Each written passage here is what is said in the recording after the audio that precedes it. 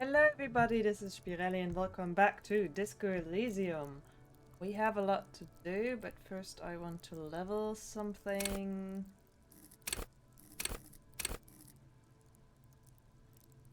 I would like to be better carve, but I'm limited. Locks and pockets, I'm not really lockpicking. I like my logic skill. Good. Do you have anything here? Could unlock another one. One about the chewing gum. Trace of my past, but I don't know whether I should untick that. Oof. So much to do! Call the station, inspect the traps. Oh, I need to actually find them. Find the gloves. Talk to Cindy, okay. We wanted to call, right? And last time it said we got jackets. Inside, you see a set of steering levers, a radio microphone, a pull-out toolbox, and the soft glow of the fuel preheater gauge. I would have liked Kim to wear a jacket. Pick up the radio again. This is Precinct 57. How may I assist you? Connect me to Jamrock Public Library. I'm afraid they're closed. It says here that the library is open from 10 a.m. to 6 p.m. Oh, come on. We should try again during business hours. Yeah, makes sense. Anything else, detective? Yes. I need to report a dead body in the Martinez boardwalk. One moment. You can hear shuffling through some papers. Can you please describe the body? Age, sex, cause of death? An unidentified middle-aged man, height 170 to 175 centimeters, dark hair, medium build. Looks like he slipped, fell through a hole in the boardwalk and hit his head against a metal bench. We suspect he might have been inebriated when he fell. There were bottles all around him, and traces of vomit on his shirt. Any signs of violence? No, seems like it was an accident. No field autopsy necessary. You can hear her quickly typing in the background. What about his belongings? Did you examine his clothes? He was wearing boots, trousers, an old leather jacket with bright blue lining. I found a library card from his pocket. Any information on the library card? It's from Center Jamrock Public Library. Belongs to someone named Billy Mejean. Good. You have a lead. Do you and Lieutenant Kitsuragi want to take the case, or should I assign it to someone else? We're taking the case. I have assigned the case to Lieutenant Kitsuragi. Please follow up on this library lead to identify the man. We'll send someone to take the body to the morgue. That's all for now. Thank you for reporting in. Is there anything else I can do for you? Yes, have you heard back from the ICP about the serial number that I totally did not forget about at all? Yes. The armor was produced by Fairweather in their facilities in Betancourt, sur la Clé in 42. It was part of a special order for Corps de Pharmacie, a security firm contracted to protect the interests of Oranese pharmaceutical companies in the Semenine conflict. So, it seems the armor went to Semenine. That's where the paper trail ends, though. Even the firm has proven difficult to track. Corps de Pharmacie has been renamed several times over in the years since the armor was issued. Do you know what it's called now? The most recently registered firm that the ICP has been able to connect to the CDP is a military contractor called Crenel, and the one before it was Downwell. I think they might be the same contractor. A suit of armor like this would have been manufactured with a particular person's physique in mind. You should ask for whom this suit was fitted. Oh well, a suit of armor like this would have been customized to fit the wearer. It must be record of the person to whom it was issued. Yes, but the ICP tends to be reluctant to share private sector records. I could try to talk them into it, though.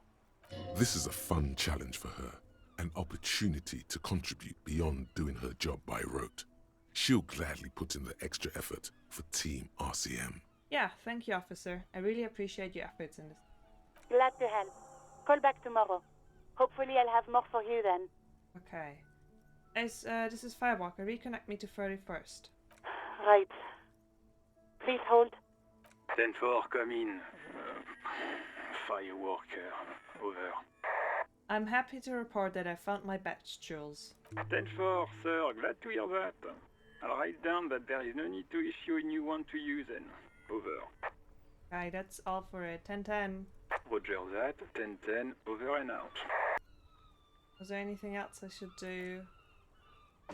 Now I need to come back when it's 10. Call the library, call Alice back. Okay, I think we're going to talk to Cindy. Okay. It's stop hanging out. See that, Kim? Because I helped her get inside. I'm a good cop, but it's cop detecting things. And with all my amazing skills and abilities, I managed to help the kid. Cindy! Hello again, officers. Have you come to admire my mural? Yeah, do you have any idea what happened to the hangman's armor? What do I care about some fucking tin eggshells? Armor, art. Art for the body. Oh, alright, Piggy. I'll give you this one. I saw a little girl in the fishing village running around with military-grade handwear. Looked cute as hell. Could that girl have been little Lily? It's not a bad place to start. I know a little girl in the village, little Lily. Could have been her. Small kid with giant white armored hands. If you've seen one of them, you've seen them all. There weren't any other small girls in the village. Peaceful and fuck the world and the best. I don't believe it. I've never known those boys to have manners. They seem to hold you in high esteem. They'll never be skulls, but their hearts are in the right place. Skulls are cool. Can I be your skull? Fat chance. But you can still do your part to revitalize the neighborhood. Okay then, how's that? She throws you a conspiratorial glance, then presses her finger to her lips and squints up at the sky, as though straining to hear something in the distance. Have you noticed the quiet? Every so often, you might hear a gunshot pierce the air somewhere in Jamrock. But in Martinez, no gunshots, no sirens. The people are languishing in boredom and complacency. This place is a sepulchre. We'll paint it red. We bring the raucous. You bring the sirens. Yeah, catch you later, Cindy. Catch you later. Okay, you gotta talk to Lily about the armor. Well, this big moment. Here, Kim. Look at this. Look at this. I found my batch, by the way. By love, you did. She inspects a piece of blue plastic, her eyes scanning from left to right. Fast, observantly, like an electronic printer. She is memorizing your badge number. Pleased to meet you, Lieutenant W. Freighter Dubois. I am glad to see a man of high qualification. The situation is precarious. What can I help you with, Lieutenant Freighter?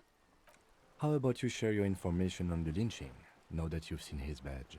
The goalposts have moved, Lieutenant. In the absence of the badge, I have informed my employer there will be a probe. I cannot rescind that promise. To my knowledge, the drivers are still at the roundabout. I will tell you everything I know when you've finished with them. This was your plan all along. My plan is to share information. The only way to do that now is by telling my employers you've kept your end, which I hope you will, because let me tell you, we are in dire waters. Meaning, the information she has will raise the stakes in this game. How bad can the info she has be? The sooner the probe is finished, the sooner I can share crucial information with you.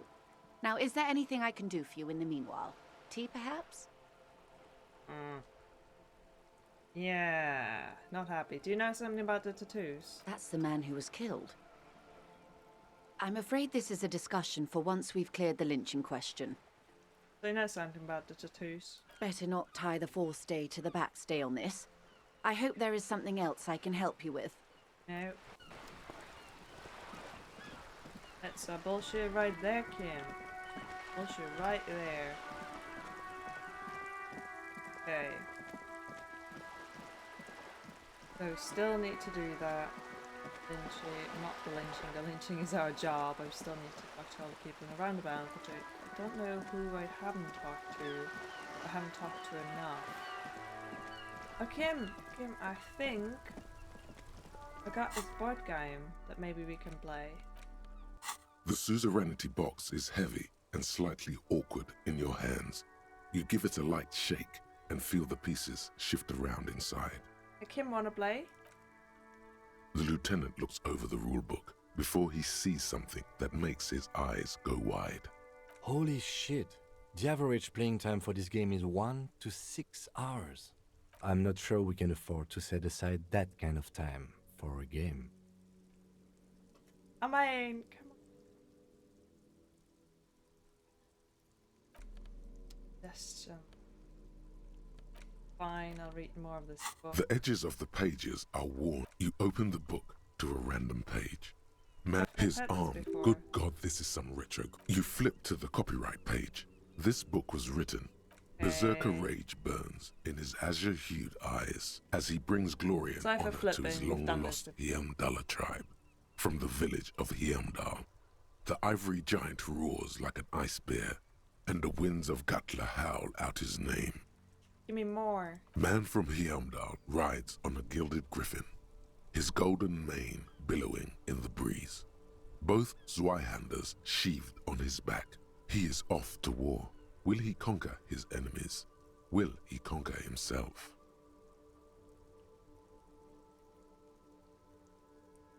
Onward. The steel muscles of man from Heimdall gleam in the humid jungle air. Yet the man does not sweat. In meditation, his soul drifts in the frigid northlands he calls home. Okay, this is so me. Really get into the book. I want to get my value. I paid like $10 for this. A passage reads, the man from Heimdall looks up, his eyes blue as the mountain lakes of his homeland. He rarely speaks, but now his voice booms in the darkened throne room. Do not try to sap my masculine essence, wicked temptress.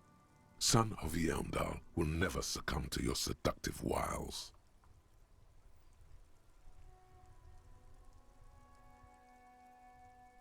Thine spells are no match for purity and strength of will. Brothers of Heimdall, stand above the vices of flesh, for it is weak and corruptible, yet mine is forged in gore and strife. Queen Lydiana just laughs, a sultry and salacious sound, then says, I have grand plans for you, man from Heimdall. She gestures her diabolical hand toward an array of potions and unguents. First, you shall please me. Then lead my armies against the vicious cannibals. Not a muscle moves in the face of the man from Heimdall. Yet inside, there is turmoil. This goes against all he holds sacrosanct. This is epic. In the final pages, man from Heimdall mounts Galavarin, his mighty griffin, and turns his gaze to the horizon. Queen Lydiana is dead, but an army of cannibals is storming the gates, and still there's no word of trusty Tyribald.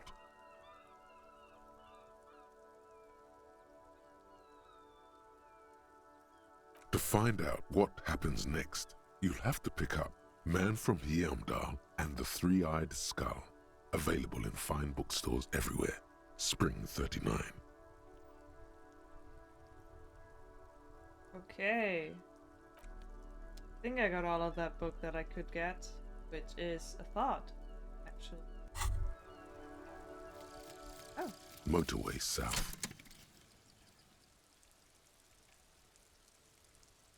The lone vector stretches in your mind's eye into the wild pale yonder, for an unimaginable distance, forgetting, until you can no longer remember anything. No cities, no mountains, no oceans, and finally, no vector. Nothing remains. A blank space with no point of reference, where only one type of motion is possible. The motion of a human throat, swallow in, and then it comes to you. To reach the end of the motorway south is to be unborn. You've had this thought before, while aimlessly wandering the streets of Jamrock. A lost piece of the man you were. A dark hope.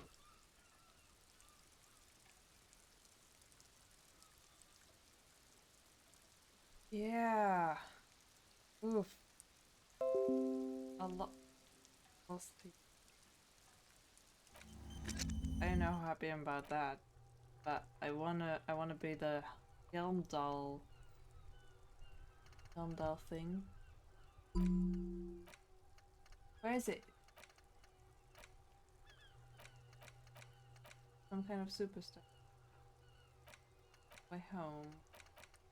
Wait, didn't I just unlock something? Wumpty Dumpty said. Paris World. No.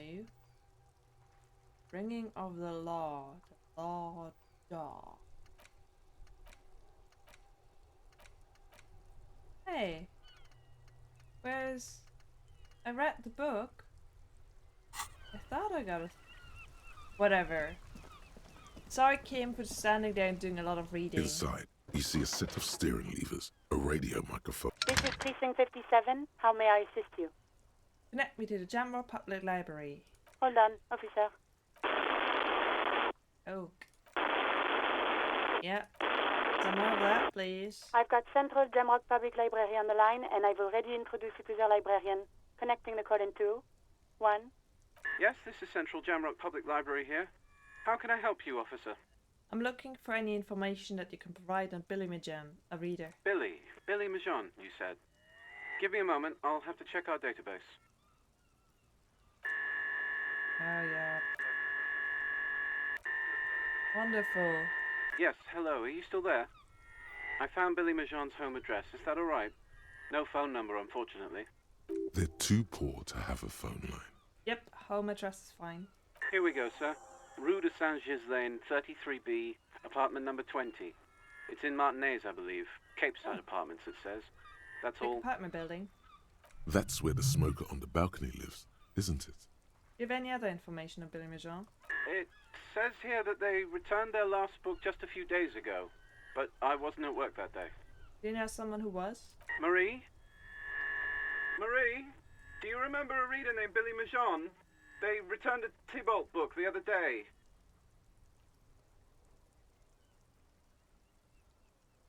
Yes, it was my colleague Marie. She said that it was Billy's husband who returned the book. He also asked for this new sci-fi release, Lowe's Radio City 87, but we don't have it yet. Good. You have a name now. Do you know the husband's name? Sorry, no. Marie only knows him by sight. Can Marie describe to me what the husband looked like? Marie? She said it was an older man, and that she's pretty sure he'd had a drink or two the last time she saw him. What was he wearing? 1 second. The librarian turns away What from was the he phone wearing? again and relays the question. Sorry, Marie wasn't really paying any attention to that. So Billy Majan is a woman, not a man. How did your colleague know that it was her husband? Marie knows Billy. She's been working here longer than me. Sometimes her husband returns some books for her. Thank you, that's all from me. I have no other question. Happy we could help. Goodbye, officer. The librarian hangs up and the call gets redirected back to the station with a soft... Anything else you need from me? No. 57th, over and out. In the cabin, you see... Okay, let's get into the apartment. Really not happy about Joyce and how she played us. Then, oop, come on. Come on, yes. And then it was kind of to be expected. What did I read the whole book about Chandler for if I didn't even get, like, this thought? There was a pop-up that said that I got the thought. I want to have the thought, I like those thoughts. And now I have an empty slot for a nice thought. Apartment 20. Which one is apartment 20? Just solving another murder case. Oh, what do I need to do for the main murder case, by the way? 20, where does it say the number? Which one now is this? Which one is 20? Is it right next to the balcony? Dude?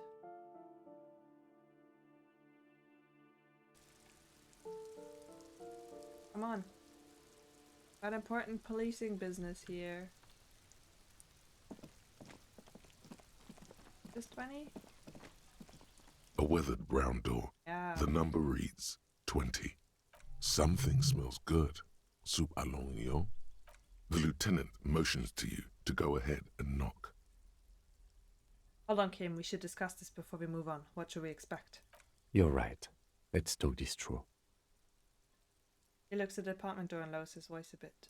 You hear some light footsteps and what appears to be a daily weather forecast playing on the radio.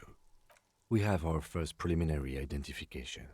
In all likelihood, the deceased is the husband of Billy Méjean.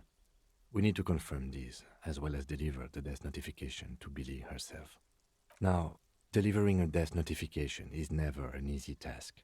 There's a reason why it's often called the most stressful part of our job. This is why it's usually done in pairs. You got this. I'll be monitoring reactions, ready to act if necessary. Do you have any advice on how to tell her he's... Dead? Just don't say that you know how they feel. You don't. Alright, I think I'm ready. The lieutenant motions towards the door. Knock. Hello, who is it? The voice calls out from the other side of the door. And someone turns down the radio. Is this Billy Méjean's home? This is the police. Please open the door. The police? A moment, please. Give us a moment. You hear shuffling inside. Tidying up, nervously. Unlocks the door. Come in. The door's open. Okay. That wasn't voiced. Yeah, telling people that you know how they feel is never really that helpful. Don't run, okay? Take it slow when exploring the apartment. Be respectful. No running. Very slowly. Going through all of the things without talking to her. Talked on height chart for children's growth over the years. So respectful to just barge in and look at everything. Posters of contemporary pop stars adorn the wall. Clock is ticking away with odd cheerfulness. Textbook for high school mathematics. Trigonometry, mostly. Might me. An empty pack of red Astro cigarettes sitting under the bed. Same brand of cigarettes you found in the trash next to the deceased. Packs of humanitarian aid macaronis. Some leftovers kept warm on the stovetop. Smells like buckwheat and onions. And it might be buckwheat. Windows covered in odd news. Oh, do this, Kim. It's you from the book stand. Did you come to bring my cockatoo back? She smiles nervously before the smile vanishes from her face. I don't think I introduced myself properly. I'm Billy. Would you like something to drink? Tea? Lemonade? We're out of coffee. The lieutenant has taken off his foggy glasses and is busy cleaning them in his handkerchief for now. You're on your own here. Condensation from stepping inside. Thanks, but I'm alright. Is this about Victor, my husband? Is he in some kind of trouble again? I can come pick him up in the station if that's what.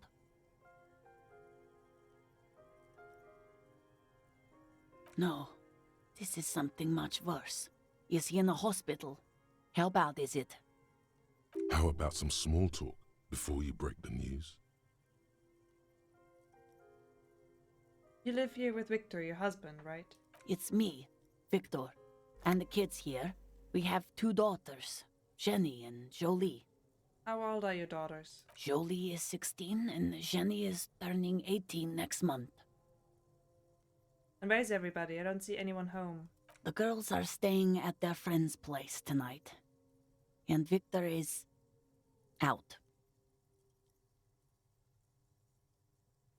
She swallows visibly. Out where? He has a problem with drinking, and so he disappears every now and then. He's probably in the parks drinking with his friends. I sent him to the library a few days ago, but I guess something came up.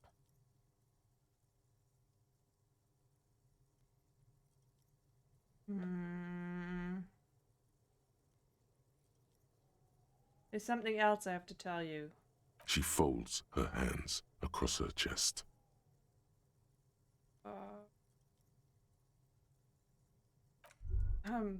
I will in a second. Just, I need to put on my empathy clothing. What is my empathy clothing? No, that's minus for empathy. Ah, come on. Something just screamed empathy. No, no empathy here. Why don't I have empathetic clothing? Come on, I can put on shades. That's it, really? That's the most empathetic thing I have? Oh, need to have this shirt for now. That's much better. Yep, doesn't get any better. She looks up, too anxious to say anything. Hey, let's tell her about the dead body. You've done this before. Just keep your focus. Ma'am, I'm very sorry to say, but your husband, Victor Majon, was found dead on the Martinez boardwalk. What did you say? Your husband, Victor Majon, is dead. I'm very sorry for your loss, ma'am. Oh, Touching her neck, a file like pearls in seawater. oh. But he was just... She looks at the kitchen table while 2 cigarette butts are still in the tray. But he was just here. Alive. We understand this comes as a huge shock. I want you to know that me and my partner are here for you if you have any questions. Take your time, ma'am. What happened to him? Her neck and cheeks are covered with red blotches. Her double chin is shaking. It was an accident. He fell through a hole in the boardwalk and hit his head. Was he drunk? Alcohol may have played a role, yes. I see. And you just found him there, lying in the cold. How long had he been there? If you say 2 days maybe, it will be etched in her mind forever.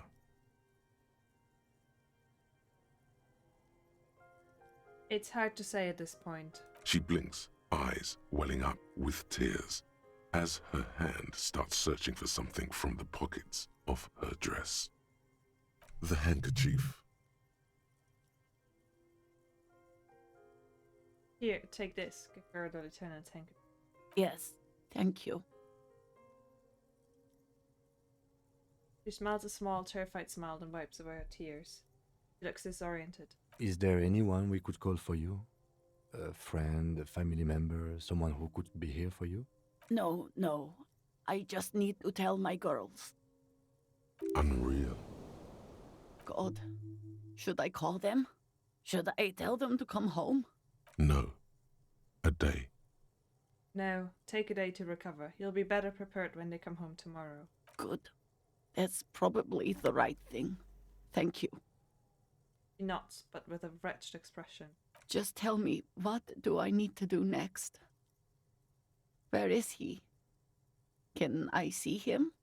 We've taken him to the city morgue. The local coroner will be contacting you shortly to arrange the funeral. Here's his number in case you want to contact him earlier. He hands her a leaflet with the morgue's contact information. A very good call. Is there anything else that the RCM could do for you? No, I'll call you if something comes up. I'm still... She wraps her face, runs her fingers off her cheeks that have become numb. Thank you. Thank you for telling me. I'll call if... Again, I'm very sorry, ma'am. We should step outside and talk. Set the library card by her. Leave the room. Did I do well?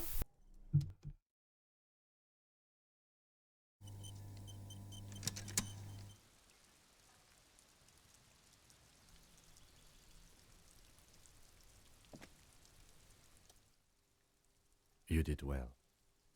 Lieutenant says as soon as you've left the apartment, the balcony feels cool and quiet with a stunning view over the district.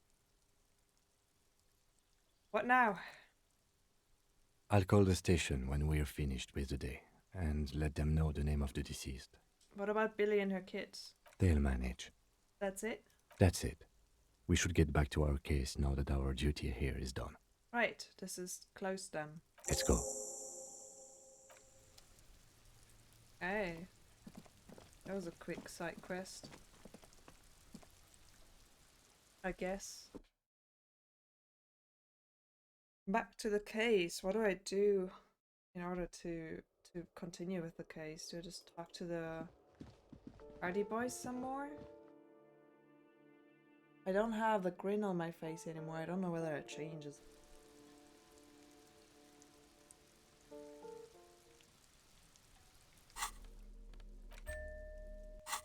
Okay.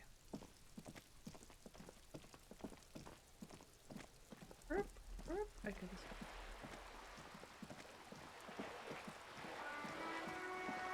Let's get going. What else is there to do? Find the clubs, yeah, I'll do that. There's a bunch of stuff. Measure head. Try like him again. Actually, is it? Star, return legendary. Box of sunglasses. All those checks that I can do now. Because of one of the thoughts.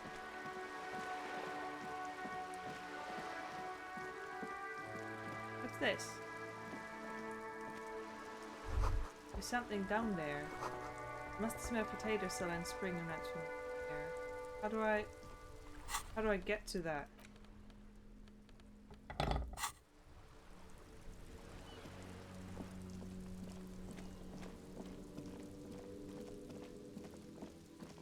I don't need to go there. I need to...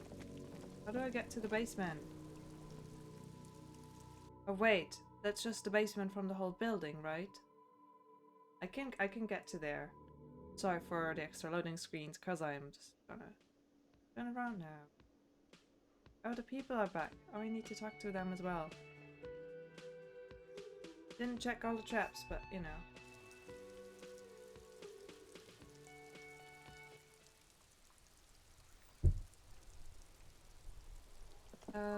So I can go in here.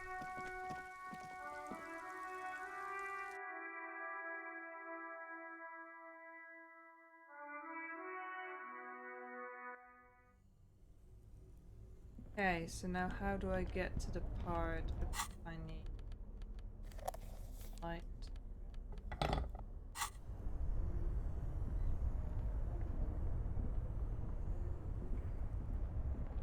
What do I do here? What did it want to tell me? Because this part I already discovered. A few bricks of... So... hard? This orange machine is dead still. It has a hand-cranked ice cream churner and an electric freezer. The ice... Nothing new. What am I doing down here? Something about the basement. The bear's eyes are still glowing red. Watching... Go here. Okay, I actually think I didn't have to come here. But then what was it about, like, you can smell something from the basement?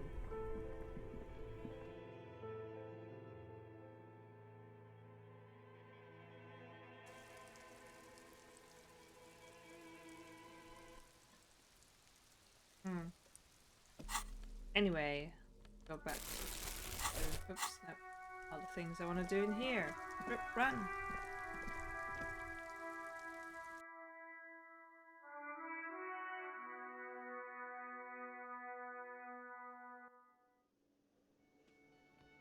Okay, hey there. Hi, gendarme. Another rendezvous. Hello. Hello, hello. So what brings you here? Met your Sunday friend. You did? And how did you like him? Didn't like him as much as I like you. Ah, shoot. Why not? What are you two? Friends, I told you. Sunday friends. Friends who like to get together from time to time. What does it mean, a Sunday friend? That he won't be there when times get tough, I guess. Is that even a friend? It is. On Sundays. Who is he? A visitor from the first world. He's not like you and me, gendarme. He can always return. Return where? To his opportunities in Occident, Sur la Clé. Still, his coming and going brings some life to the village. Or is it just money? I don't know. Why was he staying at your place in the middle of the night? He has keys. And he likes the view. To the sea, I mean. I want to talk about your people. I want to talk about you. Not your people. I don't want to talk about other people. Hmm? What about me, gendarme? What are you doing here? Admiring the atmosphere. What about you, officer?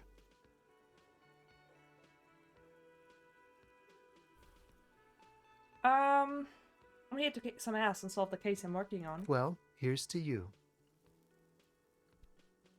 Tell me again about the muscular type who came to investigate the crime. Oh yes, let's see. He knocked on my door a few days after the lynching. I think he was going through the entire building, asking questions. Was he alone? Yes, but he was speaking to someone on his earpiece. His earpiece? Yes, you know those tiny speaker microphones that fancy security guards sometimes wear. What was he saying? Just reporting back whatever I was telling him. What did you tell him? Nothing. That I didn't see anything. Did you tell him about your friend? What friend? Your Sunday friend, the witness. No, I don't think it came up. What did he look like? Muscular, handsome, strong, like one of those military types. Besides muscular, did he have any other identifying traits? Oh, let me think. He had an accent. He sounded like one of those mercenaries. Okay. He sounded vaguely Oranese. No, not vaguely, scratch that. He sounded definitely Oranese. Thanks for the information. Sure. Anything else on your mind? Bye-bye, gendarme. I need to get my composure cloth on. I mean, I like that it, interferes with the stats, but it feels a bit tedious. Composure. Because I don't know how to... Oh, here. Where's these? I don't know how to properly sort my inventory to make this better. There's like multiple stats involved always. So. Feels weird not to do it because then I feel like I'm missing out on better. Hi again, gendarme. Hey, what is it about the way that he carries himself? It's the sports. He's a sports guy, all about that physical prowess and athletic skill. Nothing else here. Bye-bye, gendarme. It's not it. Level up so I can see that again. Okay, I think I can talk to you. You should be happy. Oh, hello, dear. There you are again. I ran into your husband on the coast. Goodness, how is he? Did he say why he hasn't returned yet? The old woman clasped her hand together over a blanket. He's fine, ma'am. As we had suspected, he couldn't get back earlier because the water lock on the canal was broken. Now he's just finishing up some work. Oh, yes. That's my Morel.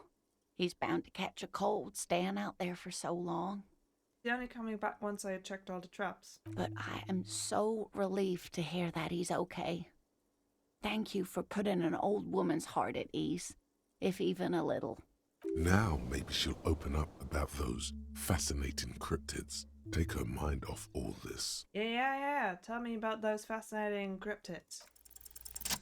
There's really no point in manipulating anyone. She'd be only too pleased to tell you about her work.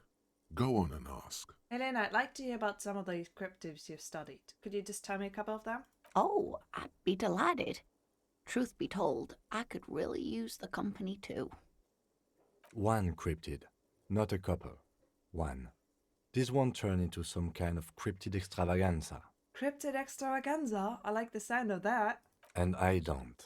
Just one. Thank you. Ooh, tough choice there. Oh, could go for the biggest, the tiniest, the most dangerous. Pen? Invisible cryptid. Just one. Is that a cryptid on this pen you gave me? Yes. It's the kind green ape. Half war story. half undiscovered species in the genus Homo. Oh, sorry? Yes, it was reported by soldiers in South Safra during the war. The kind green ape would visit bunkers during the night, healing wounded soldiers with its saliva. Wow, with its saliva. Yes, it has amazing healing qualities. Some soldiers reported growing back limbs, regaining their sight. And there was something about an undiscovered subspecies of man? Indeed, there is. It's our closest relative among the cryptids. Same taxonomic family, different genus. Which is to say, the kind green ape is a species with which we share a common ancestor and that evolved parallel to our own. Just like your partners. I'm pretty sure Kim is the same species as us, to just otherwise is stupid.